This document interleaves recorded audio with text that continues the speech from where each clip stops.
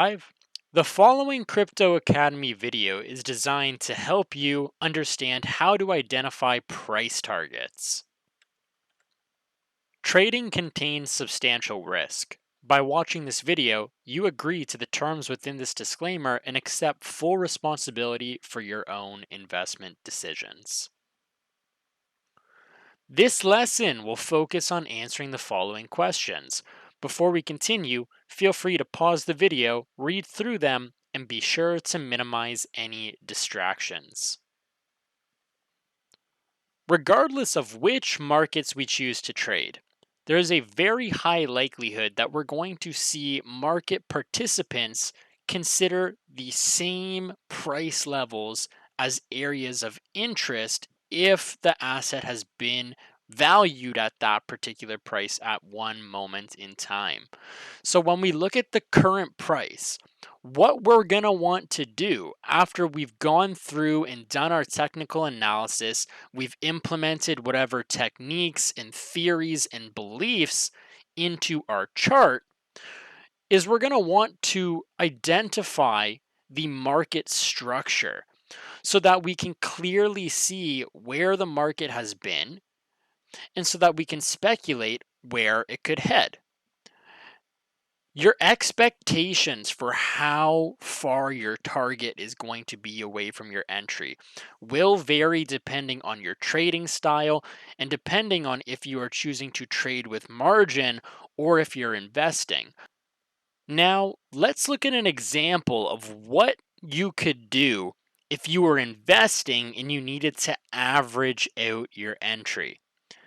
Hypothetically, imagine that you purchased a full Bitcoin when price was at $15,000. So you owned one Bitcoin at the price of 15K. Now, during this time, you would be in some drawdown, especially when we consider where price is right now. Essentially, your portfolio would have lost 50% of its value.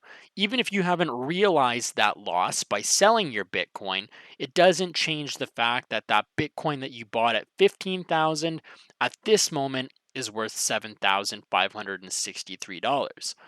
So now you would be in about 50% drawdown looking at current price.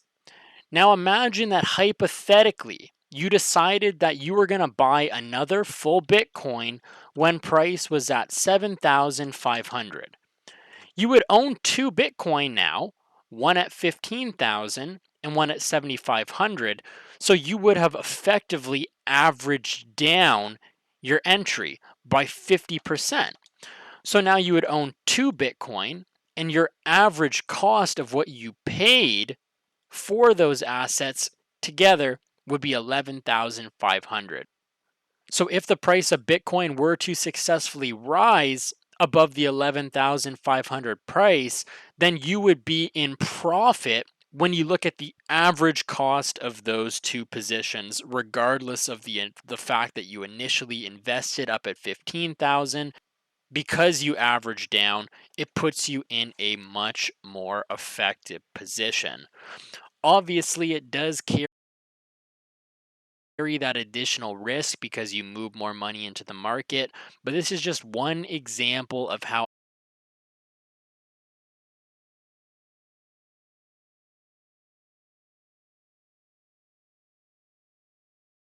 averaging down works. If you were to buy more than one Bitcoin, it would bring your average cost even lower than this, because when you think about how much money you are moving into the market and you look at the total number of assets that you're acquiring, whether it be a cryptocurrency token or another altcoin of some sort that you've looked at, the quantity that you acquire and the amount of time it takes for you to potentially see some profit will rely heavily on what your average cost was for that investment. This is a lot like the stock market when you think about how averaging your positions works.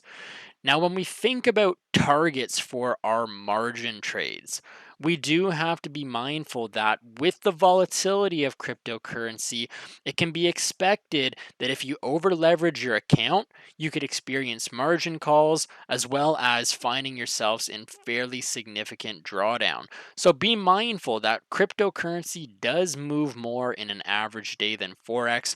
And if you're looking to identify target zones, you are going to be able to look left on the larger time frames to identify the structure, but most importantly, you need to put yourself in that mindset that patience is key, because your entry and how far price needs to move away from that to achieve your target is going to vary significantly depending on your trading style and what your expectations are for the movement.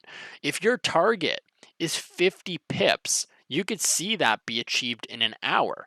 But you need to remember the risks. You need to approach this from a place of identifying quality trades. And when you see that price is trading at an area of interest where there has been large amounts of demand and sellers who are taking profit out of the market, and we can speculate that we are going to see price trade differently every single day because every moment is unique. And when it comes to the markets, the best thing that you can do for identifying targets is creating that checklist for yourself where you know in advance what your reward to risk is, as well as what confirmations you need in order to enter the market so that you can effectively plan out a target that makes sense. Whether it's for every dollar that you risk, you're potentially earning a dollar, or whether it be a 2 to 1, a 3 to 1, a 5 to 1, a 10 to 1, you need to be certain that you are stacking the odds in your favor so that even if you do get stopped out on a trade and it doesn't achieve your target, you're going to have that potential for long term profitability when you think about all of the trades that you'll be involved with. Whether you're trading on margin or on an exchange, you can utilize order books and see what kind of market environment you are trading within in order to help confirm your bias and so that you can effectively choose a target.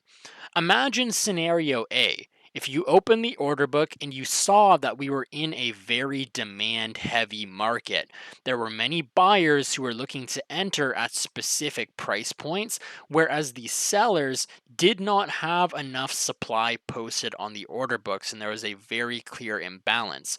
If you were setting a target, whether you were buying or selling, you could visually use these price points as a reference to give you some extra confirmation. The same scenario is true if the order book is a little bit more balanced. When you're able to see the market environment, to see how much volume is occurring, you can expect if your target is going to be achieved in a day, in a week, in a month, in a year, based off of the current level of interest for that particular asset. And whether you're trading or investing, the order book is a powerful additional confirmation for you to be able to do your analysis on the chart and then come over and reference and see if other traders believe that the areas that you are looking at are powerful. And you're going to be able to confirm that when you see large quantities of orders stacked within a very small difference in price, especially if you notice that specific price points have large quantities of orders sitting on them. With any trade or investment, you need to have an idea of where you're going to be taking profits. And regardless of your strategy, when it comes to physically pulling the trigger and executing on a position, consider market timing. When you're able to identify the turning points in the market before the move happens with a high degree of accuracy, you're going to be trading in areas where the institutions are. So it's effectively identifying your entry that is going to determine where your profit target could be. Because again, your expectation for a trade may be 50 pips, 100 pips, 200 pips, 500 pips. And so your entry is going to very heavily influence how quickly that target could be achieved.